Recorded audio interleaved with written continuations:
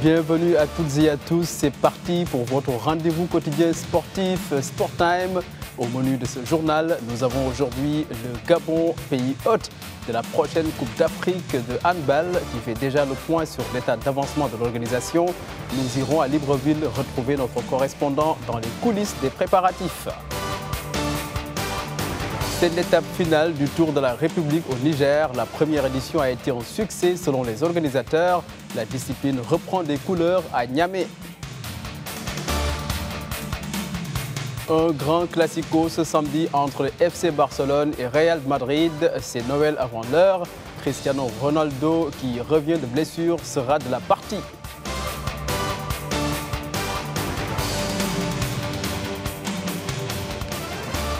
C'est la fête avant Noël de ce classico de demain entre le Real de Madrid et le FC Barcelone, comptant pour la 17e journée du championnat espagnol.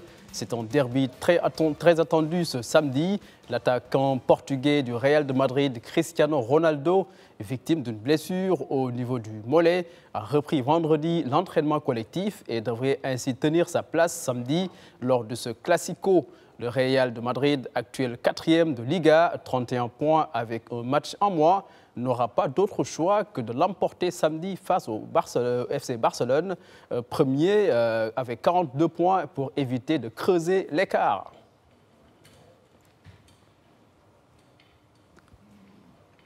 À Libreville, au Gabon, on attend avec impatience ce classico. Les deux prestigieux clubs comptent des millions de supporters dans le pays et les pronostics sont ouverts. Avec 11 points d'avance sur son rival, le FC Barcelone se déplace à Santiago Bernabéu ce week-end, convaincu qu'il va renverser le Real Madrid à domicile. C'est un match qui se joue déjà dans plusieurs capitales africaines, comme ici à Libreville où il fait extrêmement chaud. Ici où tout le monde connaît l'enjeu de la rencontre, où tout le monde sait tout sur les acteurs de la rencontre, sur la philosophie même des entraîneurs. Alors dites-nous, demain, c'est donc cette rencontre entre le Real de Madrid et le FC Barcelone. Quels sont les choix que vous voudrez voir votre coach opérer demain face au FC Barcelone? Les choix dans la logique sont les choix habituels. Hein. Donc Cristiano Ronaldo, Gareth Bale, Isco et un peu la charnière centrale, sans oublier la défense, Marcelo, les milieux de terrain, etc. Mais la charnière habituelle. Ouais. Est-ce que la réaction de Messi vous fait peur parce qu'il a déclaré qu'il va à Santiago Bernabéu pour avoir une victoire face au Real de Madrid? Non, je ne pense pas parce que nous avons une équipe assez solide et très expérimentée. Et en l'occurrence, je pense au milieu de terrain Modric qui est très très fort. Et puis nos gars n'ont pas à se plaindre face à une équipe du Barça que l'on sait très bien que n'est pas en forme depuis qu'elles ont vendu leur meilleur joueur. Qu'est-ce qui peut justifier votre choix pour le FC Barcelone? Le FC Barcelone, déjà, pour moi, c'est toute une grande culture derrière. Et voilà pourquoi j'aime ce club. Voilà, ça va un peu de soi. Beaucoup pensent que depuis le départ de Neymar, ce club ne vaut plus absolument rien du tout. Neymar n'a été qu'une soupe de plus. Bon, une goutte de plus, voilà, un ingrédient de plus dans la sauce en fait. Bon, il n'a rien changé puisque le métronome à Nemo, c'est Lionel Messi. Et avec Lionel Messi, on est toujours pour arriver de l'avant en fait. Les paris sont désormais ouverts entre les supporters des deux clubs. Attention aux colibés et autres avec ceux qui pourraient entraîner des drames humains comme celui enregistré en mars dernier ici à Libreville lorsqu'un supporter du Paris Saint-Germain avait mortellement poignardé son ami du FC Barcelone à l'issue des huitièmes de finale de la Champions League européenne. Ici à Libreville, Ismaël Obianzé, Justin Bitégué pour Medi 1 TV Afrique. Nous restons au Gabon pour parler d'autre chose, cette fois-ci de handball. Le pays attend d'abriter sa première Coupe d'Afrique de handball. L'épreuve est prévue en janvier prochain et l'heure est aux ultimes réglages à Libreville. Les détails avec Ismaël Obianzé. La course contre la montre est engagée. Le comité d'organisation de la Coupe d'Afrique de handball n'est pas au bout des derniers réglages avant la compétition. Les commissions ont été invitées à faire le point de leurs activités. À moins d'un mois de la fête du handball africain, plus rien ne fait trembler Libreville. Nous sommes prêts pour organiser cette compétition-là.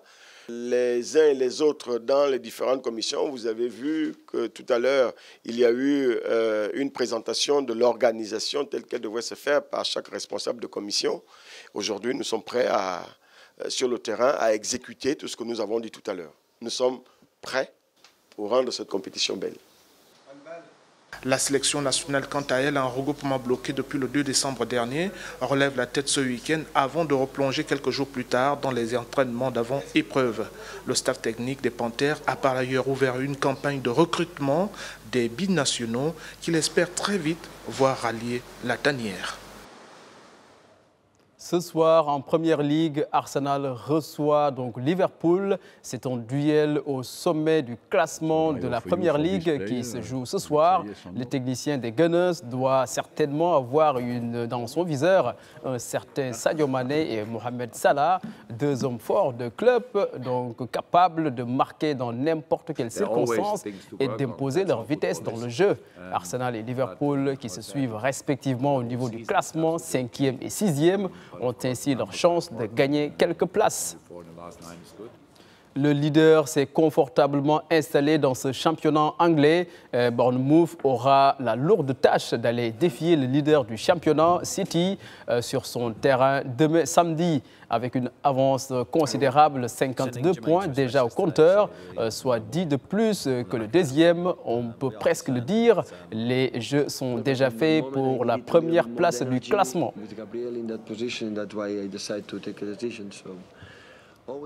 Au Niger, la première édition du Tour de la République a pris fin en ce début de semaine dans la région de Tawa. La compétition s'est tenue en marge de la célébration du 59e anniversaire de la fête nationale, un circuit long de 640 km depuis la capitale Niamey. L'occasion pour les autorités de relancer un Tour du Niger qui ne s'est plus tenu depuis 1997 et la suspension du pays par les instances internationales. C'est un reportage signé Jean-Djibril William. C'est un nouveau départ pour le cyclisme nigérien après 20 ans de léthargie. Une relance entamée depuis 2016, année de la réhabilitation du pays par l'Union cycliste internationale. Aujourd'hui, nous sommes en train de redynamiser tout parce que quand vous allez voir derrière moi, c'est tous les clubs du Niger parce qu'il y a quelques années, il n'y avait pas de club. Donc c'est pour vous dire que ce tour sera vraiment important pour l'avenir de notre cyclisme. À grande compétition, grand événement, pour sa première édition, le Tour de la République a su profiter de l'engouement suscité par la célébration de la fête de l'indépendance, mais aussi du soutien des autorités étatiques. Nous sommes en train de nous organiser pour qu'au même titre que le football, au même titre que la lutte, que le cyclisme, effectivement, soit des sports autour desquels, effectivement, nous allons beaucoup prêter attention. Promouvoir le cyclisme nigérien, mais également les champions locaux. Pour cette première édition, ils étaient 56 cyclistes, tous de nationalité et de clubs nigériens. L'occasion pour les talents locaux d'enfin s'affirmer à la maison. Déjà, le niveau de nos cyclismes ont complètement évolué parce que après le mini-tour, les Nigériens ont participé à 6 tours internationaux. Aujourd'hui, les enfants, ils savent ce que c'est le vélo parce que lors du mini-tour, on courait entre nous, mais il n'y avait pas l'expérience nécessaire. Aujourd'hui, vous avez remarqué que les 3 premiers qui sont sur le podium, et au général et à l'arrivée aujourd'hui, c'est des membres de l'équipe nationale. Il y a 20 ans, le Niger organisait son dernier tour cycliste majeur.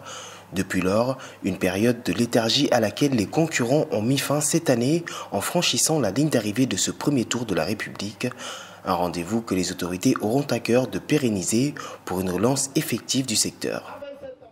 Le budget des Jeux Olympiques de 2020 a été revu à la baisse, annonce Tokyo.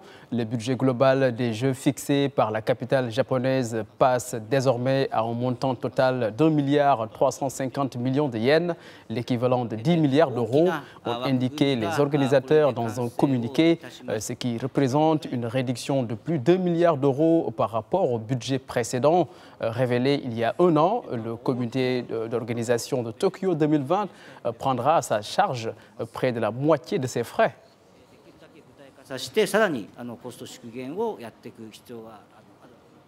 Dans notre rétrospective d'aujourd'hui, nous allons revenir sur les moments forts du football, du sport. En 2017, la France a réussi à décrocher l'organisation de la Coupe du monde de rugby 2023.